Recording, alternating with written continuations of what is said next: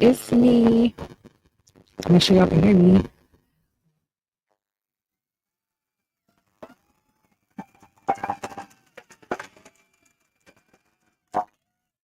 All right, it's Nicole Patrice. I'm in the building, bringing y'all some much needed insight into what's going on here in Illinois. Per usual, usually I'm focused on BJ, Brandon Johnson, but today we're going to switch it up. We got to talk about Mr. JB Pritzker. But again, thank you for being here. This is Nicole Patrice. I appreciate y'all liking, sharing, subscribing, commenting. I'm trying to get to 1,000 subscribers, so please subscribe if you're watching. See a lot of y'all doing that. Not subscribed. But either way, I appreciate you watching and getting the information out there. But it helps so much if you would subscribe and hit the notification bell so that you know what is coming.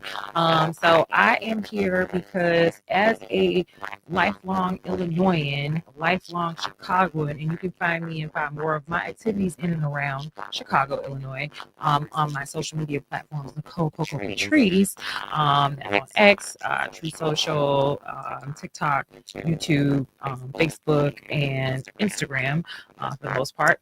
I believe I have a Rumble, but I haven't touched it. And I gotta get that website a little bit more optimized, but it's there. You can sign up for Spanish tutoring there. So if anyone had questions about how to be tutored or your children with Spanish, you can hit me up there, send me an email. You can always email me at nicole@cocopatrice.com. The website is nicolecocopatrice.com. All right, so we got that out the way. It is a hot day here in Chicago, Illinois, but today I decided to chill with you guys and let you know what's going on with our governor who just announced that he is running for a third term. And I find that to be quite interesting given that I am a lifelong Illinoisan who is a victim of his policies, and B, he just was at the congressional hearings in the oversight hearings in Washington and must think he knocked it out of the park. And I see so many people who are still very much in support of him despite the policies. I work for the state of Illinois, and I'm not here as a representative of the state of Illinois. I am just a citizen of Illinois who happens to work for the state, who is giving you my lived experience. So given all of that, I just cannot see this man running for another term. And then, of course, he still has the opportunity to run for president, as he seemingly is aligning himself to do. So, of course, this gets him out here if he runs for a third term to kind of do a dry run or maybe semi-wet run, so to speak, for presidency. Gets him back out here, makes him look like he's a healthy candidate to be taken seriously. But I think he's probably worse than Governor Newsom. Newsom is pretty idiotic, social. And if you guys saw the congressional oversight hearings, they were abysmal. I need to go back and watch them again because I really didn't get to give it my full attention. But he didn't do so well in any of them. Newsom wasn't there, but Hochul, Waltz, Pritzker, and I believe that was it. So I just hope that Hochul, Waltz, Pritzker. I feel like there was a fourth one. Am I missing somebody? I don't remember. But, the mayors did terribly. The governors didn't do much better, I don't think. But today we're here because he announced that he is running for a third term. And I just want to make sure that the people of Illinois are very aware of what they're going to do to us again. Because this man is delusional. He thinks that he has been an awesome governor. And, he could have been horrible. Like worse, right? But you're not awesome either, and you're really all the things that he continually tries to say about Trump. He is those things. So we're gonna talk about how the migrant buses, the CTA funding issue that Brandon Johnson keeps cornering him on, Brighton Park, the tent site, which was a huge waste of money. And let's not forget, he was on the Blagojevich wiretaps. So JB Pritzker is not innocent. But let's go ahead and get into it. He said in his bid to run, or that he announced that he was running today, that he has something to prove. And it's just like, to my point, what has he proven? Like, really, though? That he's too weak to lead, that from the back room deals to the botched migrant spending and the CTA meltdowns that Illinois is suffering under his mismanagement. Like, we need to unpack the failures behind this happy warriors fake smile, because I am over it. But I just got through watching this, so let's pull this up for you guys real quick.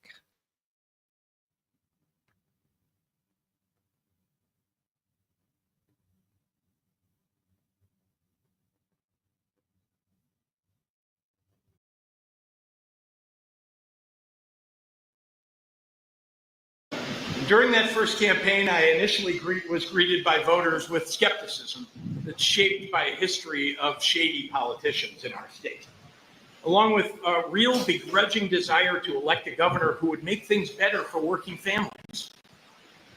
I think you all know me well enough by now to know that I like waking up with something to prove. It keeps at bay the creeping apathy that infects so many politicians these days. That fuel drove me to every corner of this state to show up for more meet and greets and candidate forums than I could count. And that fire gave me the audaciousness to ask a state representative and discerning policy wonk who had slayed a pro-Rauner Democrat and was endorsed by Barack Obama to become my running mate, Juliana Stratton. So he's lauding his DEI hire. I mean, other than be a black woman, first lieutenant governor black woman, what exactly has she done? And I just think, this is again someone who has something to prove by checking off boxes.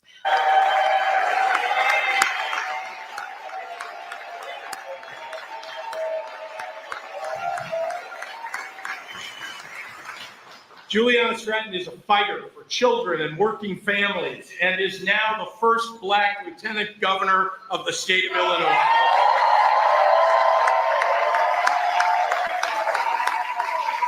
And when I took office in 2019, I was determined to treat this state and its people with the dignity and care and respect that was long overdue.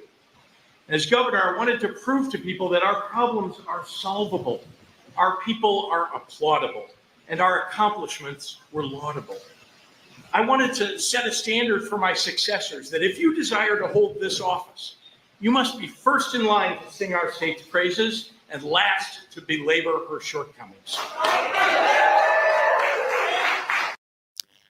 So, I mean, lots of fanfare there, but I'm just very concerned that people are forgetting that this man has given us a lot of problems. So first of all, I just want to show you, he said he gets up and he's got something to prove. So JB says he gets up when he has something to prove, and so he must have, because he got up and Marianne Ahern caught him on his morning run the day of his reelection announcement before 6 a.m. of his third term at Governor Pritzker walking the lakefront at Shaq Brewster on Heat Story, but quickly pivots to politics at NBC Chicago, at NBC News, at Today Show. Great, 58.7 thousand views. But I'm concerned about this. Sorry, you guys couldn't see that, but there it is. There's the post. And again, before 6 a.m. on the day of his reelection announcement for the third term, Governor Pritzker walking the lakefront, Shaq Brewster on a Heat Story, but quickly pivots to politics at NBC Chicago, NBC News, and the Today Show. And this is 58.7K views as of now from his 6 a.m. run, and that's Governor Pritzker in the far right. Looks like another bystander, and then the photographer or reporter or whoever else was on scene, I believe the Shaq Brewster, whoever she was talking about, who's also in the photo on the lakefront. And, you know, the governor has a home in the Gold Coast, so that's not abnormal, right? But what is abnormal is this. I am concerned about the discoloration here of his legs. I'm like not trying to be funny, but like you cannot run for president for sure if we know that you have some health issue that could creep up and then cause us to have to look to your vice president or treasurer, or, I'm sorry, not the treasurer, either vice president and the speaker of the house. I don't want to be worried about that. Like, you want to be a healthy presidential candidate, and being, running for president isn't off the table. It just means he's delaying, announcing it, obviously, and going to, see how this third term goes, and then his governorship would allow him, if he goes for this other term, to kind of be a stepping stone for him to make his presidential bid. It doesn't take it off the table. So we still need to ask these questions. And I'm not even sure why this isn't an issue for a governor. Like, I mean, I want someone who is taking care of themselves, or while they're taking care of the state. If you can't do both, I don't know what kind of values you have, and I'm not sure how long you're going to be around to see things out or see things through. Or it's a myriad of factors that can come into play when you're dealing with this. So I would think that his wife that he brought out would be a little bit more concerned about making sure he's healthy. But I'm no doctor, I'm no nurse. I'm just saying there was someone who came in the comments and corroborated my because I made a plea for his health. Like, hey buddy, happy warrior, you might want to sit down for a little while and take care of that. But we'll see if he listens. Yeah, so like that could be a vein condition, that could be like some sort of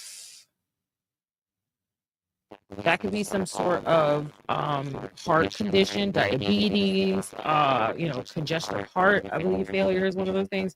So yeah, I said maybe he shouldn't run for president or governor until he checks out his health. Those legs look like a serious medical issue.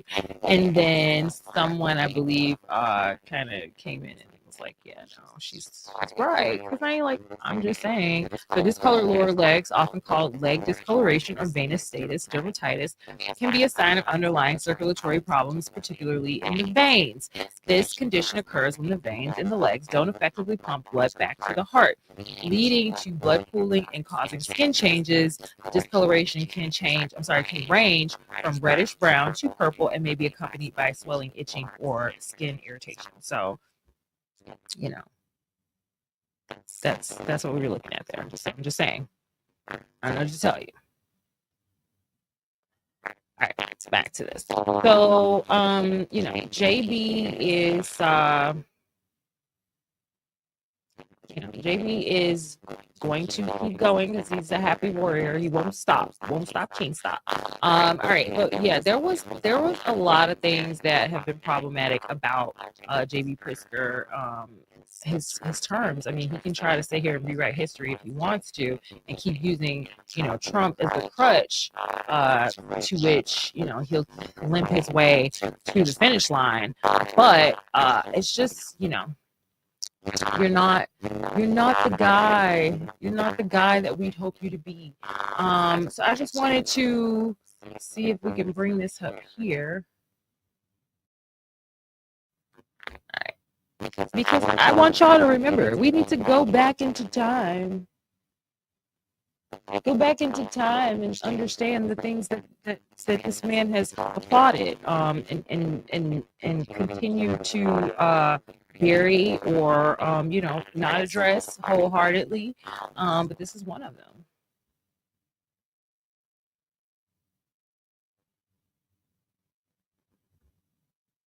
A nearly decade-old phone call that is causing a headache for the Democratic frontrunner for governor.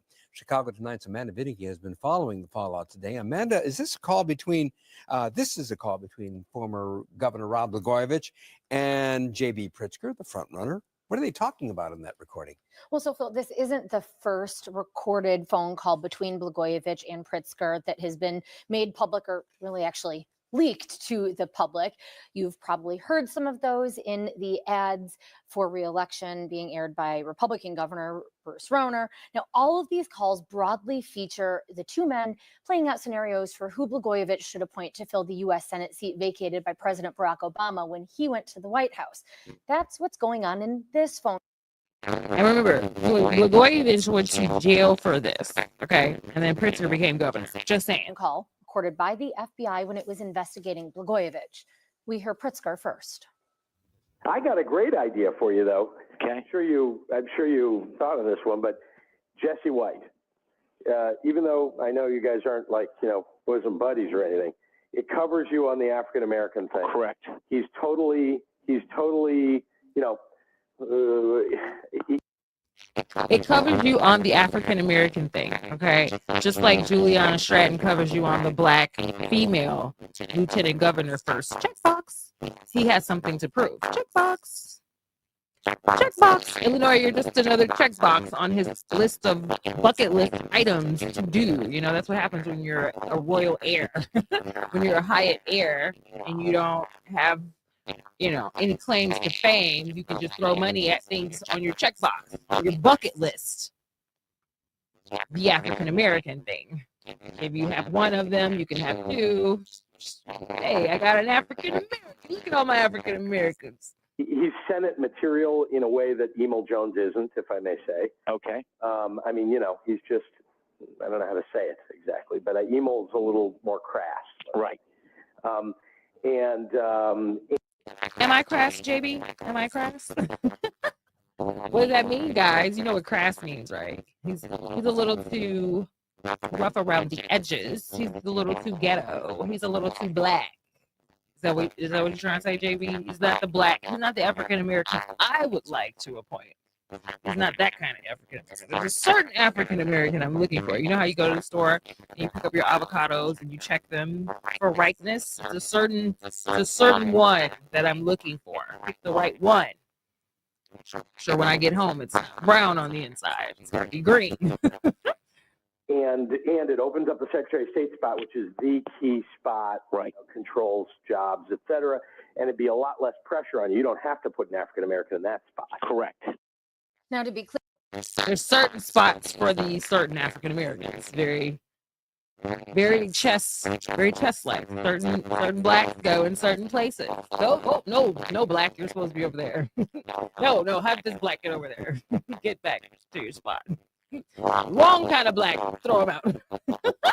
Clear here, we're talking Jesse White, who was then and still is the Illinois Secretary of State, a job which, as you heard Pritzker allude to, comes with what could be considered political spoils. So lots of state jobs to fill, basically. Emil Jones, at the time, was president of the Illinois Senate. Both are African Americans. We don't have time to play the entire conversation, so let's jump ahead some. Of all the African Americans I can think that are sort of like qualified and vetted, and people will say, "Oh, that's a pretty good pick." The one that is least offensive and maybe gets you the most because it gets you that Secretary of State appointment is Jesse White. You can argue he's got a lot in common with Obama. He's black and white. How stupid is that? Hey, no, he's a good. Hey, don't cut him off, Blago. Let him finish. He said, that's good. That's good. Ha ha. Ha ha. I love how the apology only included that he should have laughed at that. He should have given pushback. No, literally, this whole conversation was framed around your initiatives, your proactive statements around picking the right African American in the right spot, not to be too crass. And Blago just kept it real and said, yeah, he's black and white because he ain't got time. Blago didn't have time to chop it up and be the happy warrior that's very selective with his words and very careful about making sure the African Americans don't catch on because I'm using the words like magic. How stupid is that? Aha. The right African American. Let's hear that again. I just want to make sure you guys got it. This is your happy warrior, Mr. DEI hires all around him. He's not like Trump. He's not like Trump. Trump's racist. I'm not. I just picked the right African Americans for the right places. Just the right kind, though. Not those other African Americans that I can't control. That's the asterisk. That's the unheard language there. It's not the African Americans that I can't predict and control. That'll lose me investments. That'll lose me funding. That'll lose me my seat. No, not those African Americans. Just the right ones. And Blago kept it real. Oh, you mean the ones that are black and white?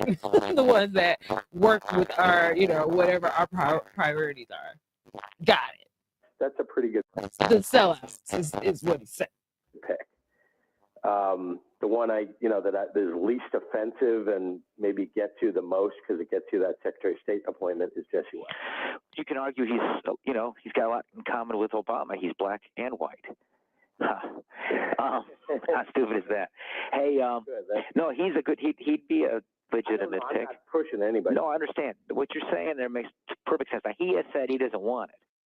Perfect So sense. Rod Blagojevich, of course, is in Colorado serving a 14-year sentence. What did JB Pritzker have to say about this conversation? Pritzker held a press conference this afternoon at a soul food restaurant in Austin. He says he wasn't. Because nothing says I love the African Americans and I have no issue with them. I don't stereotype them. Nothing says I accept African Americans with all of their characteristics and potential diversities as humans than going to a soul food restaurant in Austin to apologize with a bunch of black folks behind you that say, "Hey, ain't wasn't nothing wrong with what you said." Now get him in that governor seat. Isn't his best self on the call, and it doesn't match his values. While I may have had a call that portions of which I regret, and Portions, portions just of which portions. I should have pushed back on the governor about. And not you had to push back on the governor. You literally said less offensive. He's the least offensive African American. Yeah, haha, that's good.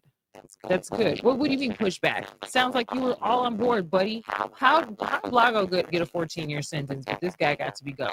Ask yourself. And I apologize for those things. I also know that I will be a great fighter for the people of Illinois.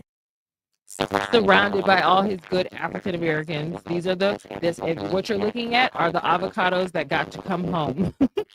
They make great avocado toast. Okay, it's Walter Burnett Jr. there. There's Jesse White. Okay, Walter Burnett, the convicted bank robber. Okay. Pritzker says he can't recall who called who on that phone call or really how often he was even talking to Blagojevich at that point, though there were a lot of moving parts in the political world then.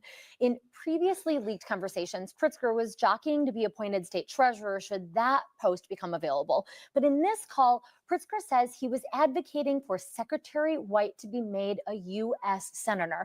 Now, a lot of ears perked up at Pritzker saying that White is, quote, the least offensive. Critics have called that language demeaning. While he says that he regrets some of those words, Pritzker today seemed to say he was trying to placate Blagojevich. He says the governor was a somewhat volatile person. So you're a punk, you're a sellout, and you're the least offensive, Mr. Happy Warrior. Is that what it is? You scared of Blago? Is that what it is? Blago made you do it, huh? That was how he got out of it? White, who like many Democratic Party leaders is backing Pritzker in this crowded primary race, he stood by him this afternoon. I've had the great pleasure of knowing JB Pritzker for almost 40 years. I know where his heart is. I know where he is. I know about our relationship, and I was not offended by it. He apologized to me, and that was good enough. But Sure. not everyone has been quite as accepting.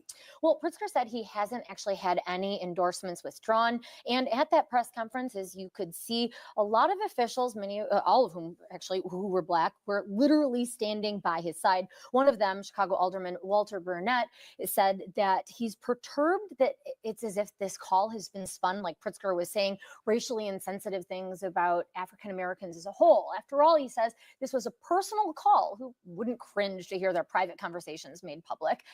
Others, of course, are taking a different. Spoken like a true robber of justice. Spoken like a true thief of the city council. And that includes Pritzker's own opponents, Chris Kennedy, saying that character is tested when we think nobody is watching and that Pritzker's conversations are, quote, disqualifying and a reflection of his integrity. Then you have gubernatorial candidate State Senator Daniel Biss saying that the calls demonstrate a systemic problem with Illinois politics. I think JB Pritzker owes an apology to the people of Illinois for thinking that that kind of backroom conversation between two of the most powerful people in the state is the right way to decide who's going to be the next U.S. senator. Why they got his And it's the right forehead way on the for two accordion? powerful white men to decide which African American person they are going to install in a position of power. I think everyone in the state of Illinois deserves an apology for that kind of thinking. So, Amanda, we've been hearing portions of these calls between JB Pritzker and Rod Blagojevich. Where are these tapes coming from? Well, it's actually a trickier question to answer than you might imagine. Any of the FBI's wiretapes that were played during Blagojevich's trial, those can and have been made public. But these tapes were not. They were apparently leaked to the Chicago Tribune, whose reporters have not, and frankly, aren't probably ever going to disclose who shared them. A journalist did report that it didn't come from Rauner's campaign. Whoever is leaking these conversations is clearly only leaking conversations by me. Remember, these are illegally leaked tapes. I don't know who did it or how it happened, but it's clearly intended to have the effect of benefiting Governor Rauner. Oh, you didn't like that, huh? You didn't like your private conversations leaked. Well, guess what, buddy? It happened. And so here we are, Illinoisans, just out here. I messed it up. Here we are, Illinoisans, just out here trying to make it. You know what I mean? Hold on, I gotta fix my stuff. Yeah, maybe. There we go. Yeah.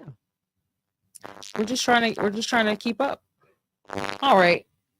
And so the Illinois Safety Act has had its share of problems, criminals being released time and time again. People are blaming, Kim Fox's soft on crime Brandon Johnson's soft on crime policies. Thank you to Eileen Burt and Larry Snelling for really trying to curtail some of the recurring offenders. But all in all, we must give the majority of the blame to Governor Pritzker's Safety Act, which on the surface, many would have thought that would have been a great idea for, eliminating the financial burden of some people who were in jail for petty crimes, for having to be held overnight over the weekend until they see a judge for a bond hearing. However, we've seen time and again that the short list of offenses that are detainable has left many people to suffer from safety concerns or even deaths, or physical harm, etc., because many of these recurring offenders are violent and they are being released even though they're not a flight risk, which is problematic. And so here I have Wire Points, who is making who is giving light to one of the Illinois lawmakers. The title here is Illinois Lawmaker Calls for Repeal of Safety Act Center Square. So this was published just a few days ago, June 2025. So I wanted to make sure we got a recent source here because there's been a lot of pushback for the Safety Act from the beginning. And people were saying, oh, that's unfounded. You guys are overreacting. But we've seen with our own eyes, many have even connected like Christopher Rivera's shooting death, even though she was hit with a bullet from her own partner's gun.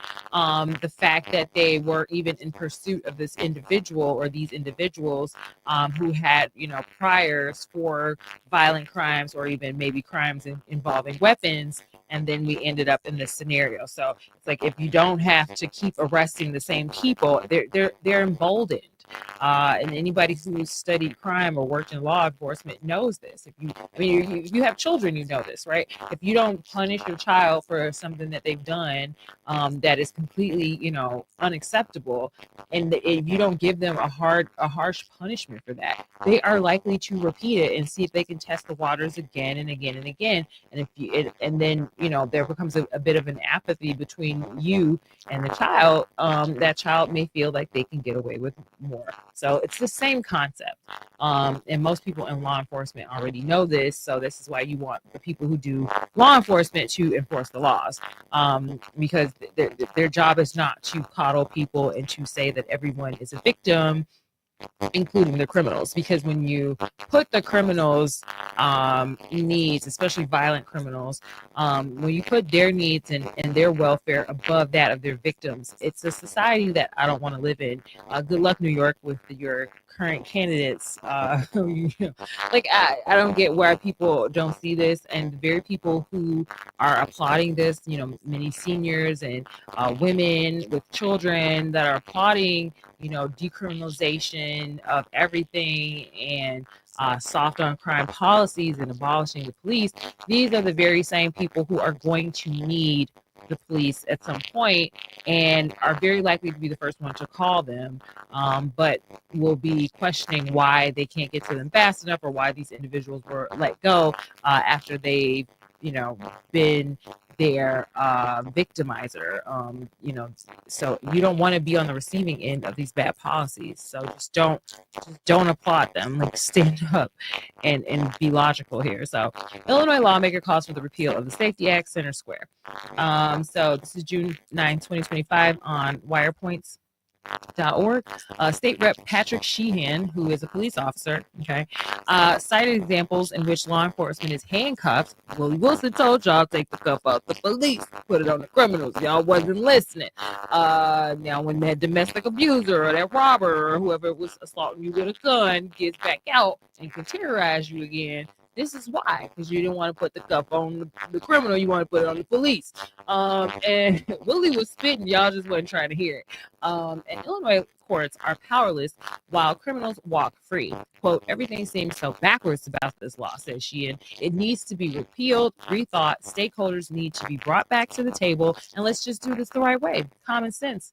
Common sense there. I don't know why we can't get along with this guy. So here is this Sheehan, I think, or Illinois state reps, I'm sorry, in this photo, Tom Weber, Republican Fox Lake, Patrick Windhorse, sorry, y'all, Republican Metropolis, oh my God, what's wrong with me? Woo, I'm sorry, it's gotta be,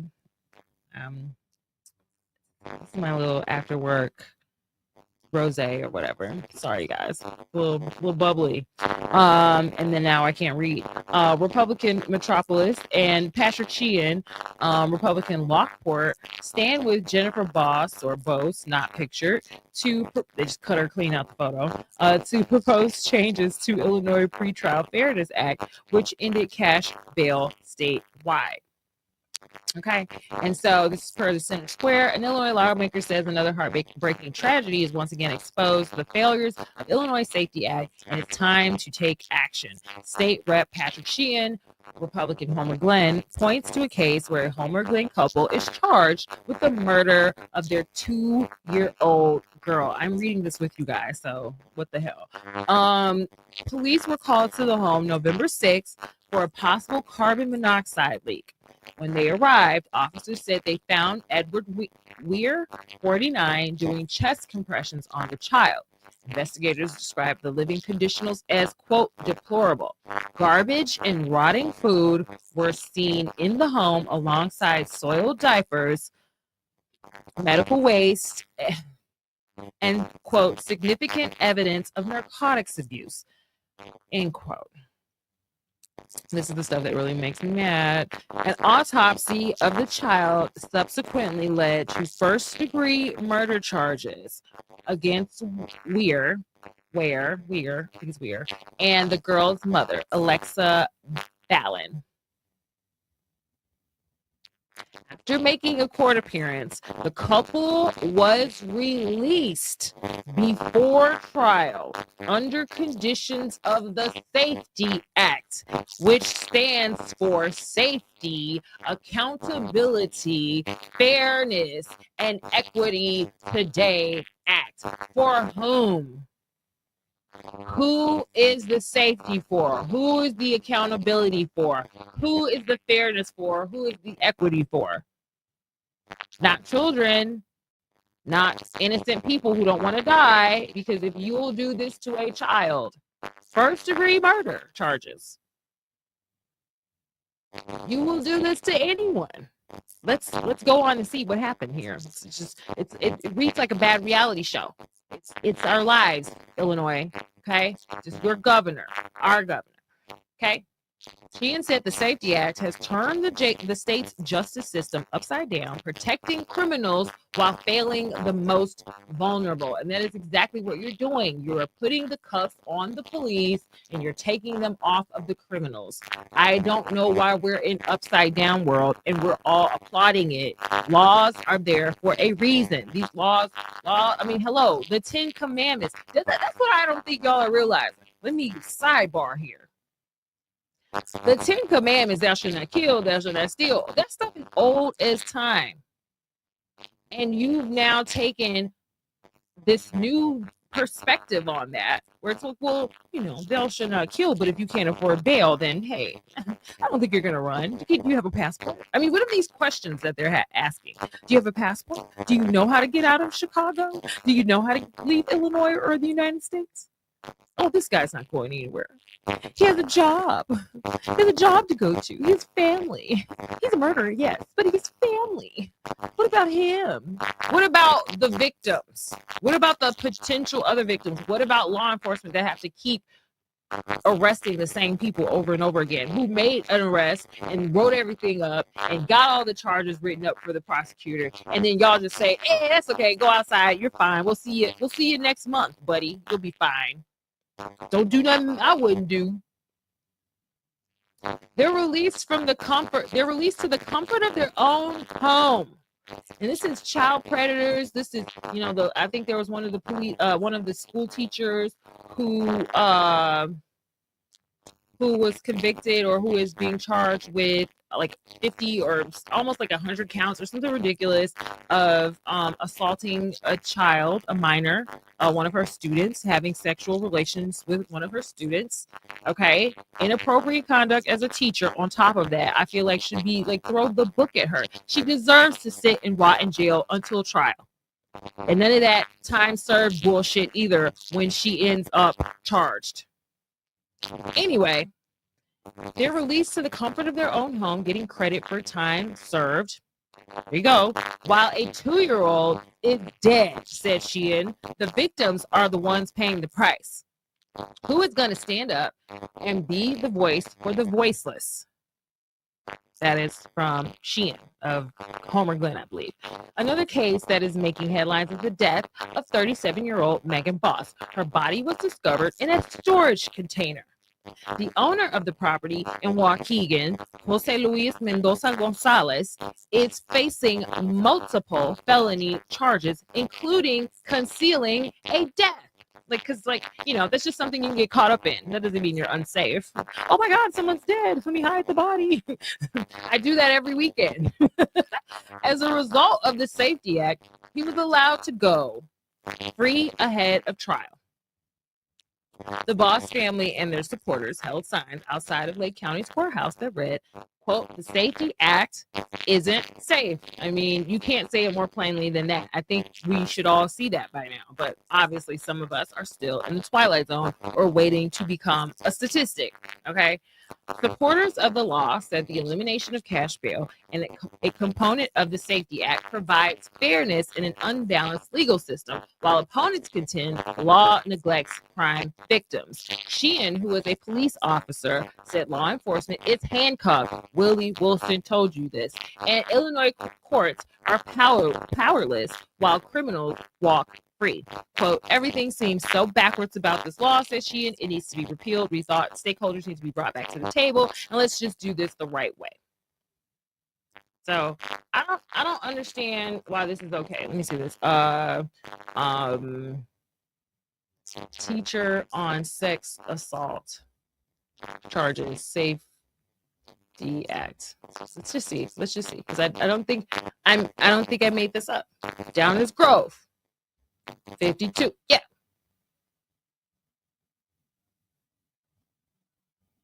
No, I knew I wasn't making this up. This better not be behind no paywall. I fucking swear to God. Excuse me, y'all. Downers Grove teacher facing 52 new sex abuse charges. Christina Formello was arraigned Tuesday on 20 counts. June 17th, this came out. 20 counts of aggravated criminal sexual assault, plus multiple counts of aggravated criminal sexual abuse, indecent solicitation of a child. and 6 counts of grooming. These are your teachers in your schools that you are forced to send your children to unless you have the time and the resources to homeschool. And then they're trying to make laws around homeschooling that will make it harder for you to do so. A judge denied a prosecutor's request to detain Formella pre-trial. A judge denied the request to detain her pre-trial.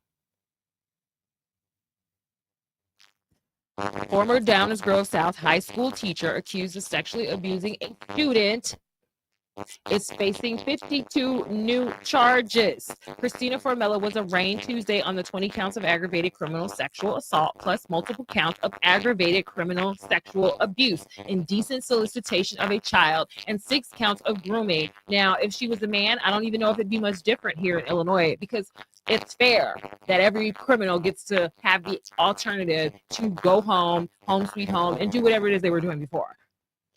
The DuPage County grand jury indicted her on the additional charges in May, but the indictment was sealed until Tuesday morning.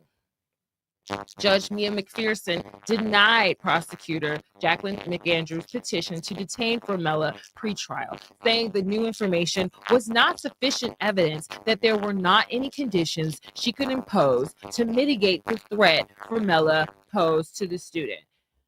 Denied prosecutor's petition to detain her before trial because she says the new information you gave me wasn't enough to show that there weren't any conditions she could impose to mitigate the threat. So meaning what? I don't even understand this bullshit. Was not sufficient evidence that there were not any conditions she could impose to mitigate the threat Formella posed to the student. So meaning like, what? She can't do anything to him when she goes home because we're watching her? Because she's on home monitoring, ankle monitoring? Because the child's an adult now? Like, I don't get it. Like, what are you saying? The abuse has been done, so hey, have at it? What is this? She did add several conditions, including having pretrial services, installing monitoring software on all of Formella's electronic devices, and ordering her to wear a GPS monitor to prevent her from approaching the student at his home, school, or workplace. So you know that this has a problem and potentially could go out here and re-offend the exact same victim. And you said, no, let's let her go. She's not there's nothing here that can be done more than what we've already done. No, lock her ass up. That's what you can do. That's what you could do. Like y'all used to do. Like I would hope you would do with any child predator, any serial, especially a serial sex abuser, serial killer, all of that. Like, what are we doing? Yeah, the new information was not sufficient evidence that there were not any conditions she could impose to mitigate the threat she posed to the student. So meaning that watching her phones was enough, that putting the GPS on her was enough. Like, okay, like the kid can't come over there. Like you can't send a letter. Like you can't have somebody else message her and message them for her. Like there's a lot of ways around stuff if you're a real freak. Okay. Anyway, while the case is horrific in nature, it's shocking and appalling. It's garnering lots of attention. This is a quote. I would believe under the Safety Act, I am tied to whether there are any conditions I can set to mitigate the risk she poses to, in brackets, the boy right now. So she's just concerned about this one big victim. Never mind, there might be other ones. How do you know at this point? How do you know there's not someone else? How do you know she's not going to now find another kid to do this to? Because you don't give a crap. That's the part. McAndrews said the new evidence shows Formella started contacting the complainant when he was 14 years old, and that the contact lasted about 2 years, longer than was thought when Formella was first charged in March. The initial charges stated that she and the boy had sexual intercourse in her classroom at the school. Who are y'all hiring at these schools? This is that woke mind virus letting this shit happen. I just want y'all to know the slippery slope. We've sloped the slip. Okay. The initial charges stated that she and the boy had sexual intercourse in her classroom at the school. McAndrews said Tuesday that the new charges allege that the abuse and assault also happened at Formella's home in Downers Grove near the high school. If convicted of all charges, Formella faces a sentence of at least 60 years in prison. I just cannot. I just cannot, you know? So that's the Safety Act in action there. Okay.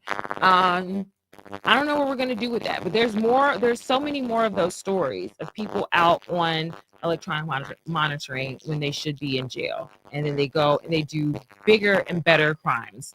And it's straining and stressing a community that's already strained and stressed. Police departments that are at their end and don't have the support from anywhere that they should be getting it from outside of their own PD at whatever, you know, risks and limitations that they have, right? Take the cuff off the police and put them on the criminal. Willie tried to tell y'all. I can't believe y'all ain't vote for Willie. I can't believe y'all voted for Brandon. Help us. All right. Anyway, so we have some other information here. I believe this is from Loyola was saying, or I'm sorry, I have like these links to sources, but they're giving me 404 codes, so it's whatever. But Pritzker championed the Safety Act, claiming it would bring equity and reduce crime. Cook County, violent crime did drop by 7.6% and property crimes by 14.6%. But let's remember, pandemic. And then we had Rom, who didn't care. We had Kim Fox, who didn't get care, and now she's gone. Like, so I don't know, whatever numbers you're looking at, you got to factor all that in. And then you got to also factor in the way that they've started reporting the uniform crime report has been altered. So now the crimes are being, you know, instead of cascading them, you're reporting, well, instead of reporting them all under the umbrella of one crime, you're cascading them, but the rest are never made, right? You know, the police can't get everywhere they're supposed to get. The lack of detectives, you know, there's a lot. So, I mean, you know, you can make numbers look any way you want, depending on how you want to propose, you know, put the stats out there and frame them. So let's just keep that in mind. So yeah, in McHenry County, crime among released individuals rose 30%. Downstate, many counties lack the infrastructure to safely manage the law. So this is, again, the issue is like, you know, you can't even get enough cops to arrest people, and then you may not even have enough judges to go through the stuff that they're going through. Sometimes that cash bail was the only thing that you could do to just make sure you had somebody in custody until they came up with the money, versus now I gotta have a judge see you right away and determine whether or not you can get bond. Which, I mean, I understand, like, again, we need to use common sense here. Like, okay, you get it, like, if you get somebody who's done something really petty, you know, non-violent, petty, of course that should be on the table. But if you're talking about murderers, sex offenders, like armed robbers, people who have no respect for person or privacy or life, right? Like, they need to be gun offenses, like they need to be held. Judges have been stripped of discretion in many cases, forcing them to release suspects that they know are dangerous, okay? And this is from, I believe, the UIC Law Review, Better Government Association, had some information on it. And critical data, like I said, my source links aren't working here, but we're just going to move on. And critical data, like electronic monitoring reoffense rates, is still missing. So we don't even know the reoffense rates of people who are on electronic monitoring. But we've had enough stories of, I mean, there was some guy who was like shooting at the police or fighting the police, and he cut off his bracelet. That was in the news story. Like, and then he cut his bracelet off, and then he just went and did whatever he was doing. Like, these people don't care. Like, a bracelet is nothing. Like, they're gonna brag about that. Like, man, you know what I did? And they put me on home monitoring, and I'll be right out, and then we can go do whatever the crimes we were doing before, like, or better now, because now we know that they're soft. Hello. 2 of 3 Chicago voters say they don't feel safer. The law may have helped Chicago politicians score headlines, but it left communities feeling abandoned. All right. And then, so I just, in conclusion, like, for real with that, like, JB Pritzker does not care about your safety. And then he proved that not only does he not care about you as Chicago citizens and, citizens of America and long-term Chicago residents, with the Safety Act, the sanctuary policies on top of that have just been a crushing weight on not only the long-standing Black, white, whatever communities, but also undocumented communities that have been here for several years, and then now have to take on these new arrivals and the Safety Act. Like, you don't feel like you can speak out. You don't feel like you can report anything because the new arrivals are the new protected class, and they have the precedent of, they're they have the advantage over everyone else. They're the new they're the new protected class. Like, it's so much virtue signaling, and it's so sick and it's so sickening. And then you can't say anything, especially if you are not Latino, not an immigrant. They even shut up Black people. That's what's so crazy, that, like, me as a Black person was like, oh, you identify as conservative, so I can treat you like I treat white racist men in my mind, like, or you're just a racist white man in a Black girl's, body. And so it's those same tropes. So it's like, you can keep calling Trump the fascist, you can keep saying all of that, but he's trying to restore law and order, and it needs to be restored. You can't say you don't like the Safety Act and then say you also you can't say repeal the Safety Act and then also say, but let's keep the sanctuary policies. They are the two sides of the same coin. Okay, it's two laws that are being broken. Okay, it's trust that is being broken. It's criminality being rewarded. As a sanctuary city, you're saying, I'm not going to report you to federal authorities, right? I'm not going to report you to federal authorities. And, oh, I'm doing it because I want you, the Trust Act, we're going to have you cooperate with police if you're the victim of a crime. But no, what about, Maria, who's been here for 20 years, and she, happens to fall on hard times and ends up in a shelter with these new arrivals who happen to be, say, MS-13 or Tren de Aragua. I'm not saying that's up that they all are that, but this is a scenario that can really happen and has happened. There was one of the shelters who reported some guy came in there with a gun trying to take it through there, and it went through the metal detector. How many have already done it? The shooting in Gage Park, there was known to be tied to, I believe, MS-13 or Tren de Aragua. How many have already happened? So you got these people, you were squeezing them all in spaces together, and you got even the people who are fleeing with legitimate asylum claims. They're in there with notorious narcos, okay, with notorious gang members that have been designated as terrorist organizations. And you're talking about you're trying to protect them all? It's bullshit. Trust Act does not give trust. Safety Act does not give safety. They're naming the things that they're taking away. Sanctuary does not give sanctuary. You're not safe because you're literally putting criminality on a pedestal. You cannot unmarry those things. If you are for Safety Act, if you are for Sanctuary City, you can't now say I'm against Safety Act. No, you take them both or you take none at all. So, Brighton Park, okay, remember that?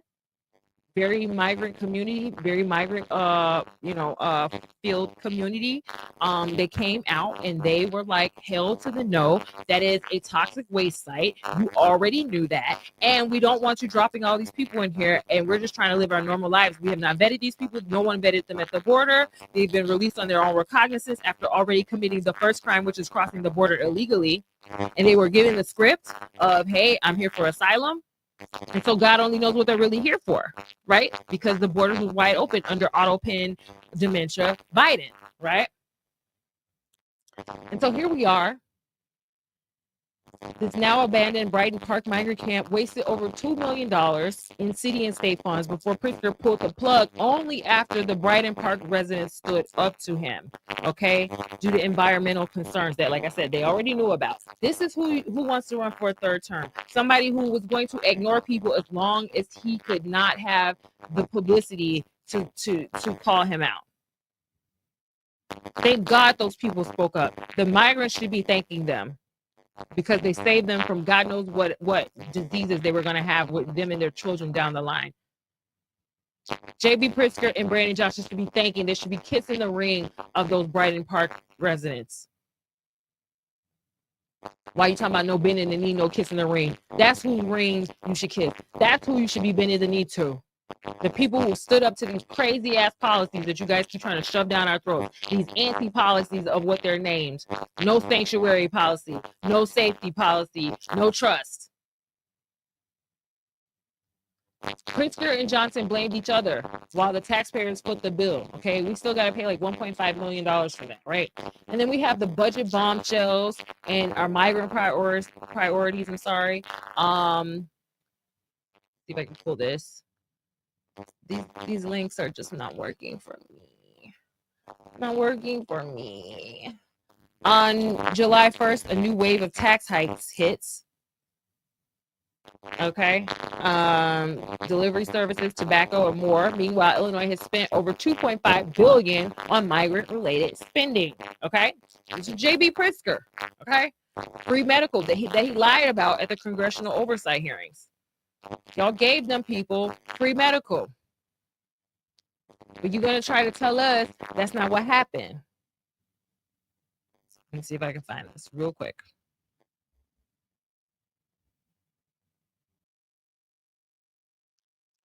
All right, and so Illinoisans brace for higher taxes, corporate tax, and changes July 1st. By Jim Talamonte with the Center Square. Illinois consumers will start paying higher taxes on a variety of items, okay, next week, right? Few days, guys. They may also foot the bill for corporate tax changes, okay? On July 1st, the state will raise taxes on short-term rentals, it's Airbnbs, okay? Sports wagering, okay?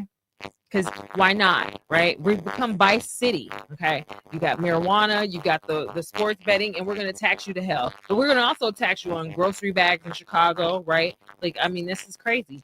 Telecommunications, okay? Your internet, all that stuff. On top of, I believe, like Brandon Johnson raised up like the Netflix and the streaming services taxes. So it's like they're both coming at you from both sides.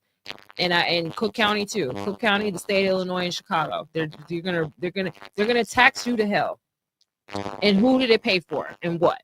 Tobacco and vaping products. Meanwhile, they're vilifying billionaires. Like they don't pay any taxes at all. Okay. Like they don't bring any jobs at all.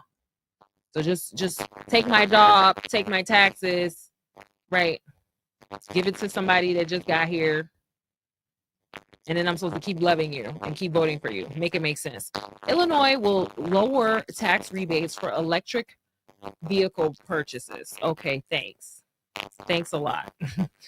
It's the F Tesla, right? New tax rules will impact businesses in the current year. Taxpayers Federation of Illinois President Maurice Schulten said corporations will receive a lower deduction for global intangible low tax income, or GILTI. Nice. GILTI is I believe that's guilty, is a tax on foreign earned income that comes in on the federal return that the state would now tax, Schulten said. Another change will have Illinois move from the Joyce rule to the Finnegan rule, which allows all businesses in a group to be taxed if one has a nexus or certain ties with Illinois. Schulten said this could result in companies facing double taxation. Well, you're doing it to the residents, so I guess why not, right? To do it to the businesses too. The job creators, now I won't have a job. All that cost gets passed on to me or through the property assessments once they all move out of Illinois. Not every state has the same apportionment law and the same rules in everything else. 60% of their income is attributable here. Ideally, 40% would be attributable over there, which sometimes is 60 over here and 60 over there, 120%. And now you're being taxed on more than 100% of your income, which is never ideal, Schulten explained. Is it JB's way of getting rid of all his competition? The video, I guess I could have played that, huh? Speaking on the Illinois House floor in the final hours of spring legislative session, State Rep Dan Ugasti, Republican Geneva, warned that the people will pay for taxes on businesses. Hello? Every business passes along taxes we hit them with to the people who buy their goods and use their services. It's the way the world works, Ugasti said. House Bill 2755 contains several revenue measures added to the final hours of session. The bill's original language designated July 25th of each year as Emmett Till Day. Thank you. The bill was to be observed throughout the state in honor of remembrance of Emmett Till, a 14-year-old boy who was murdered in Mississippi in 1955. Democratic lawmakers gutted 2755's original language, which honored Till, and replaced it with the revenue provisions just before the spring legislative adjournment deadline. Are you effing serious? Did y'all hear that? Democratic lawmakers gutted the original language, which honored Till, and replaced it with the revenue provisions just before the spring legislative adjournment deadline. Now, I am not going to say that I would have died on the hill of, oh my God, I really want to have Emmett Till honored in this bill, because at some point I don't want to keep reliving, all of these traumas. But of course, you don't want to forget your history, right? But for Democrats, so-called the party of, blackface, okay, black empowerment, according to some of you, the only party we have that's going to stick up for us, the only party that seems to understand our plight, the only party who's going to give us endless handouts so that we never obtain independence and never become live up to our potential as entrepreneurs. We never end up with our own Tulsas and our own Black Wall Streets again. The party of the breadcrumbing, okay, decides, let's go ahead and throw in some more taxes instead of this Emmett Till honor here, okay? Make sure we ended it with that. Pritzker dismisses census data showing youth flight from Illinois. There's so much. I could go on. This could be a 3-hour live because Pritzker is the worst. Honestly, we're going to have to do another part to this. So if anybody wants to tune in for that, let me know in the comments. But I got to wrap this up because this is insane. Like, this is really concerning that you guys really think this guy is a good guy here. I'm really concerned about your comprehension. All right. Center Square. After U.S. Census data shows the state is losing the 18 and under population faster than any other state, Illinois political leaders have different solutions.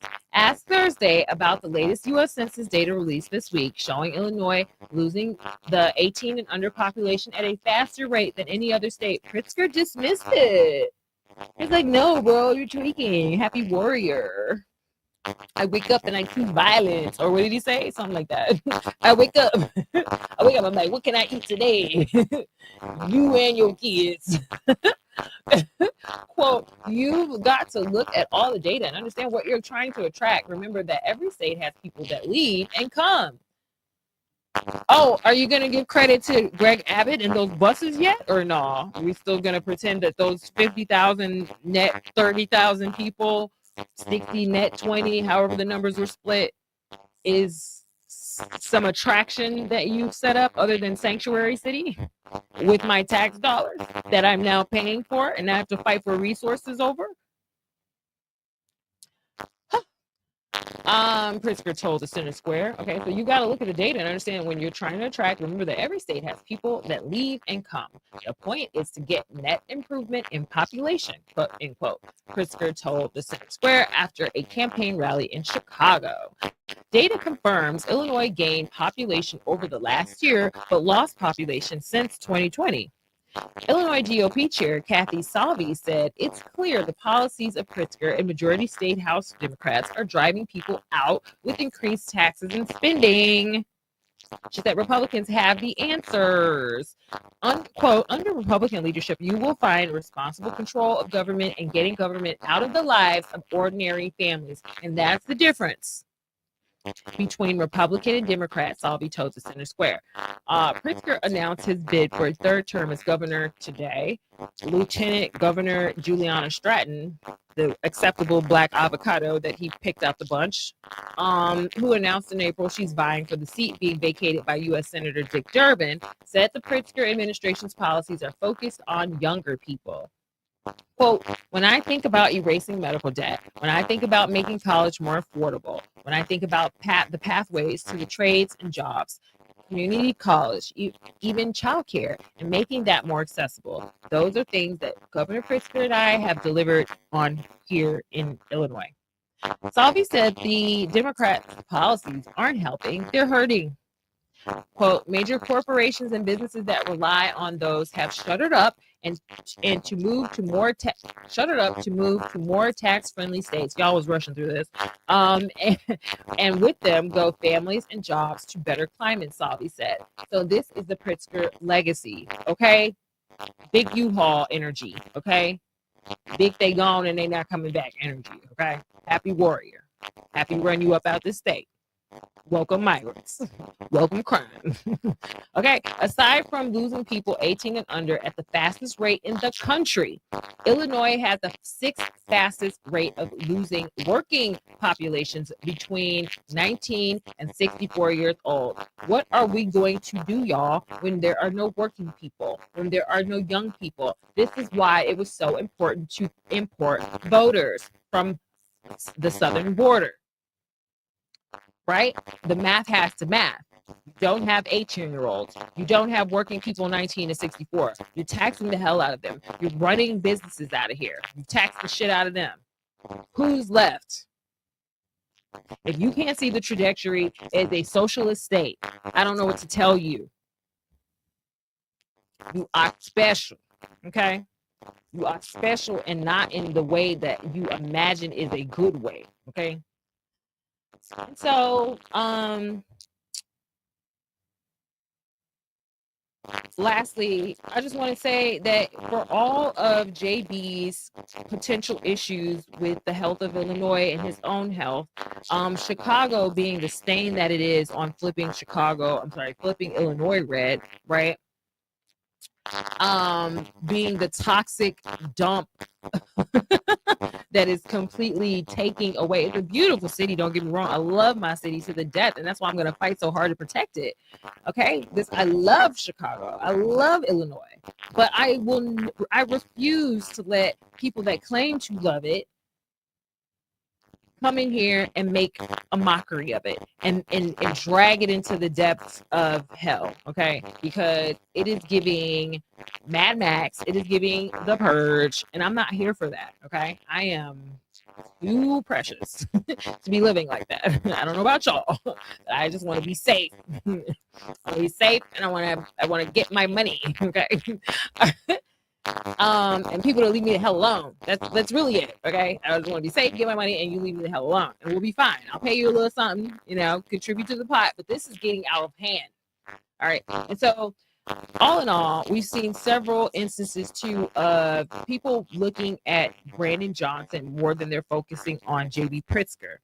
And we can say that's racism. We can say all of that, but I think it's just more so that Brandon Johnson's just a village idiot, and he makes it very obvious. He makes himself the target very much more easily than does JB Pritzker.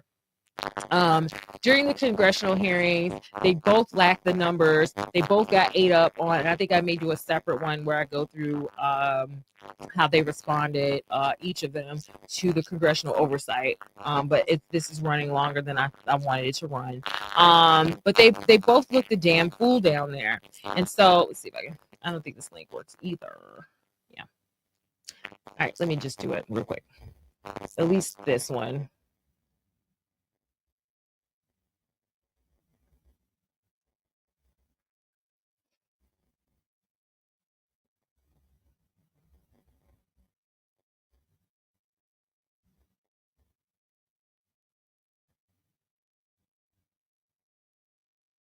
Okay, and so Biggs is like was one of my absolute favorite moments here. But there was a few, but let's pull this one here first. I'll answer for you.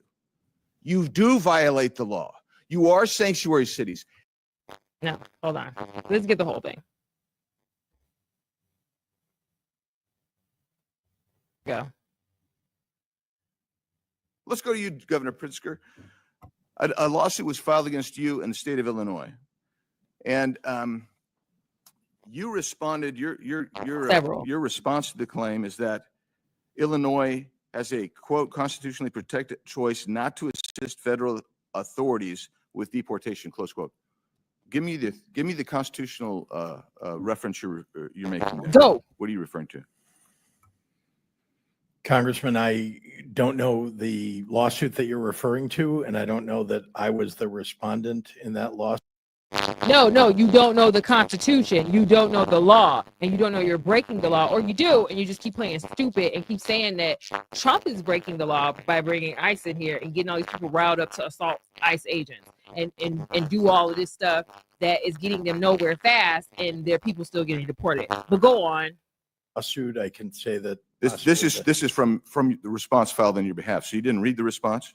Well, let me then ask you, if that is the response officially of you, how is that consistent with Arizona versus U.S.? It's not. And again, I want to remind people that, I mean, these were his own words. When he was on the call with Blagojevich, he said he's a lawyer. Okay, so it's not giving lawyer, sir. But you keep saying Trump don't like the Constitution, but you give no craps about you violating the Constitution. How is it consistent with 8 U.S.C. 287 D3? It's not. Let's just cover it in the last 18 seconds. When you guys say we do give these people the information only on a criminal warrant. Is there any distinction in 8 U.S.C. 1373A, 1324, 1324C that says, yeah, you don't have to give information, you don't have to provide the body, you don't have to respond to the ICE detainer? Is there anything in there that says there's a distinction between the criminal law, the criminal warrant, the criminal detainer, and a civil warrant, civil detainer? Is there anything in there? The answer is no. I'll answer for you. You do violate the law. You are sanctuary cities. And every one of you sitting there, if you don't know that by now, you should know it walking out of here, that you are actually committing a federal crime every time someone does that, because you don't have the authority under federal law or under the Constitution to negate even a civil warrant for someone who's violated a federal offense when you get a detainer notice. Yield back. Let's go to you. So you tell that to, you go and tell that to all of them idiots that were standing out there in South Loop in Pat Dowell's ward when they should have been going to do something useful with all those other anti-ICE agencies, Anthony Quesada, Bailcito Lopez, Rosana Rodriguez. Those fools were standing out there, Jesse Fuentes, standing out there trying to impede ICE, and they're violating federal law. They are violating the Constitution. JB Pritzker, Brandon Johnson, very anti-Constitution. And then they're taxing you for it. Make it make sense. Brandon Johnson just announced today that he's looking for, or he's been announcing it, but that he wants community input on the budget. They're holding sessions. Oh, after you gave what, $2 million, $3 million to Ernst & Young to do a job that you could have had people in city council who have financial background, who've been pulling on your coattail, trying to get you to stop spending this money and get you to come back down to earth and look and meet with them and look them in the eye and explain to them so they can explain logically to their constituents how you're wasting their tax dollars, how you're allocating money to all these NGOs who not only took the money from the city and the taxpayers, but really took the food out of the mouths of some of the migrants. Like, that's why I'm not going to go out here and crash out on the migrants, because some of these people were tricked. Every one of them is not a criminal. Maybe they crossed the border illegally and didn't cross at a port of entry, but they're not all criminals, right? And some of them genuinely may have had asylum claims, but some of them were duped into thinking that I don't need to have a genuine asylum claim, but I can lie about it because they coached me. That's the only way I'm going to stay. And then they end up in Chicago, because Chicago claims they're going to take care of them. On whose back? Mine and yours. So the ire needs to be for JB. The ire needs to be for Brandon Johnson and JB Pritzker. So the nerve of them both to think they're going to run for re-election. You spend all this money on the migrants, and then you want to come back for more. It's incredible to me. But lastly here, I just want to say that dynamic between JB Pritzker and Brandon Johnson is so telling, because I remember when Brandon Johnson came out, when JB Pritzker came out and said that he doesn't ask for help, that he was trying to basically say that he keeps coming to him with this 11th hour plea and keeps trying to put him in a political tight spot publicly to side with him on budgetary issues. The man doesn't want to look future outlook into the budget because he already knows he's going to have to pay Stacey Davis Gates and the CTU. And so here we are with the same situation. And I don't like how Brandon, JB tried to publicly blast him, because to me, that is like, you're the leader of the state. You're the one who keeps saying what Trump isn't doing as a leader, but you're the leader of the state. And if you got a big city like Chicago with a mayor that you know is incompetent and stubborn and egotistical and narcissistic and just a fool as he is, right?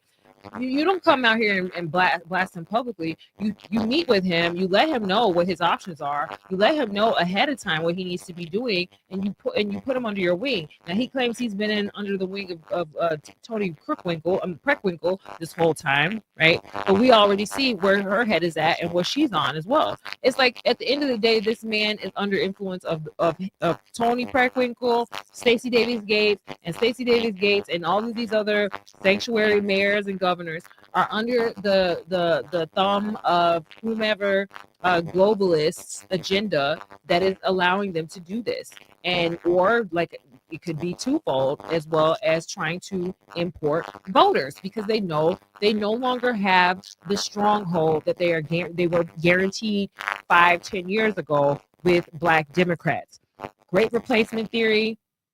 They always try to look at it through the lens of white supremacy. But when you start looking at the Black community in particular, the theory stands. It is not a myth.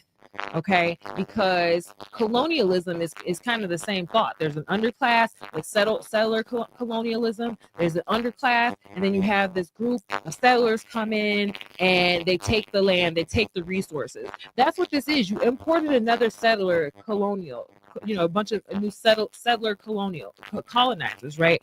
And the colonialism and great replacement theory hinge on whiteness in most people's minds. But when you put it in the lens of underprivileged Black and West, right? Blacks on the South and West side, I invest in people, right? Okay, Brandon Johnson, right? When you put it in that framework, and then you start to see, no, it's not a myth.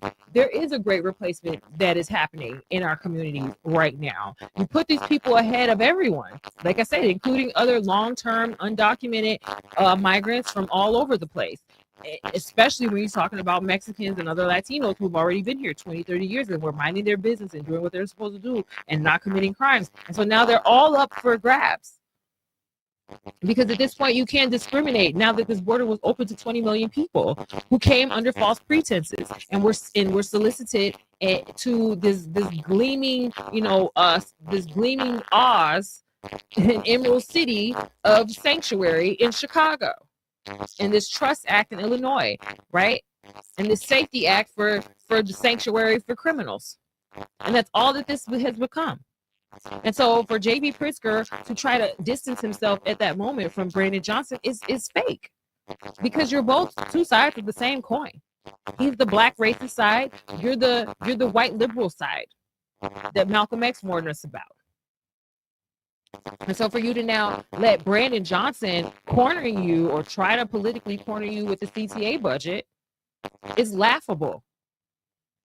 So now we're going to be looking at a CTA that's not going to wholly function, which already was ridden with crime. So many people are going to stop writing it, or already have. You won't catch me on there unless like I'm having a mental breakdown. Okay. I will walk. I would walk. Like, where am I going? Evanston, on foot. No car. No Uber, no car. I'm on foot. I'll take a divvy bike to Evanston from Dalton. Okay? If I had to. You can extend the 95th Street, the red line, as far as you want. I ain't getting on it for $1 million a mile. Okay? So he can't now cry about his $770 million shortfall with the CTA being a surprise, right?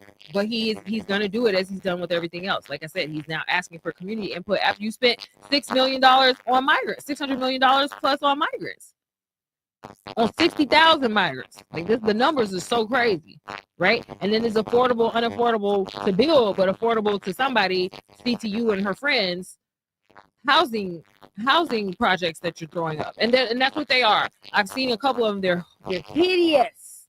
They're hideous. The stuff they were building in the 70s looked better. We tore down the Ickies. We tore down Ida B. Wells, all the projects and shit. And now we're throwing them back up. In little make them like little mixed use with the little loft. We put a gym down there. And we'll have mixed income in here with the projects. It's an experiment. You're going to have Trinidad Aragua and GD on one side of your hallway while you over there trying to go get a matcha tea from down the street at the new gentrified Starbucks. And no safety act.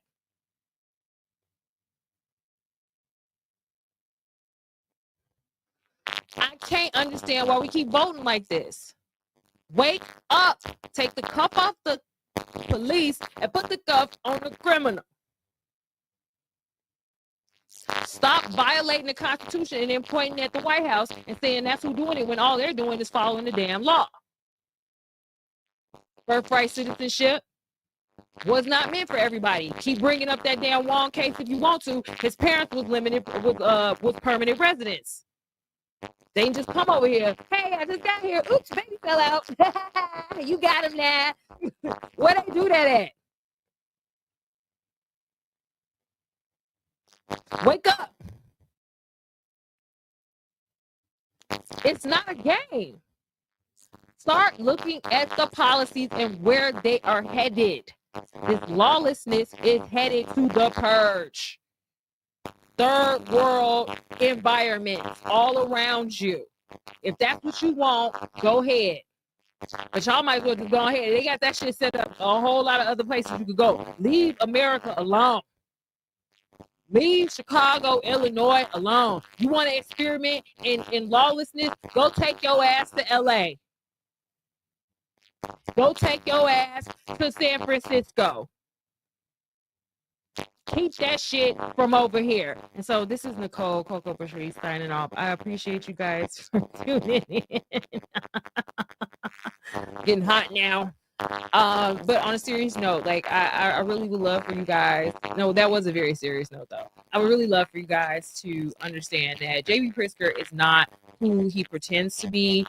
He's more so the guy on the call that he didn't know was being recorded, that he didn't know was going to be leaked, talking about picking the correct avocado to smear on his U.S. Senate seat toast. Okay.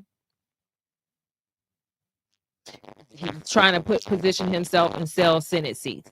Okay, that's this guy. It's the same guy. Okay, but you can keep saying it's Trump. It's Trump. It's Trump. Trump got his own money. Pritzker got his family money. They both do. But Trump, y'all keep saying Trump went bankrupt and daddy gave money, he went bankrupt. But that means he put the work in and got it back again. Because look where he is. Y'all don't appreciate people who put the work in, and that's what's really the problem. This envy of people who put the work in. And I'm talking specifically to black people right now. Y'all keep buying into this that, oh, well, all the rich people are bad, all the police are bad, but then you still need them. Where are you getting your jobs from? Who you calling? Who you gonna call when Pookie and them crack your window open and start climbing in? crack you in the head, and take your car, cracking your credit card. Who you calling? Who you calling? Explain it to me. You ain't got no Black Panther Party because one of y'all ratted them out, right? Who you calling? You got these gatekeepers in the community. You got like our Michelle Harris over here in the 8th Ward. She want to keep bullying the Regal Theater owner. That would be plenty of jobs out here for the Black youth. Then she got Alvin Ryder in the next door under my post telling me he see crackheads and dope boys out there, and he just drove back, let the police do their job. No, you sent the police to bully a man that was trying to have a team event on his parking lot to keep them from downtown, but your alderwoman just voted with the police to have, with Brandon Johnson, or not with him, against him, but with some of the other city council, to have these people, these children on a snap curfew, which I don't agree with, because at my point in time, when I was a teenager, I wish the hell you would tell me I got to go in the house earlier than the curfew within 30 minutes because some Negro over there wanted to act a fool because he ain't got no home training. Take him back to his mama. Arrest the people who are doing the crimes. You solve a whole lot of the problems. You came across the border illegal, detained. You out here running in the street, can't stay on the sidewalk, shooting, you got a gun, stealing, looting the store, detained. This is not rocket science. Y'all making the police job harder than it needs to be. It's already hard. And then they got the nerve to be in here trying to criticize, well, her partner shot her with the Crystal Rivera. No, it's you. You shot her. Support these crazy ass policies. Criminals are criminals for a reason. They don't deserve your empathy. They need to earn it by stop being criminals. We in upside down world, and y'all look like a bunch of damn clowns. And JB Pritzker is leading the ring in Illinois. And so if y'all want to keep being the state that's running everybody voting age up out of here, running all the American citizens up out of here, and welcoming all the criminal migrants up in here, I would love to see where you think this is about to go. Like I said, you want a test experiment? Go your ass to LA. Go live in San Francisco. Hell, go to Venezuela for a couple weeks. You'll understand. And this is Nicole Coca-Patrice signing off. Thanks, you guys, for watching. Please make sure you like and subscribe, and comment below if you have anything to add to this conversation. I will see you guys soon. Love you. Bye.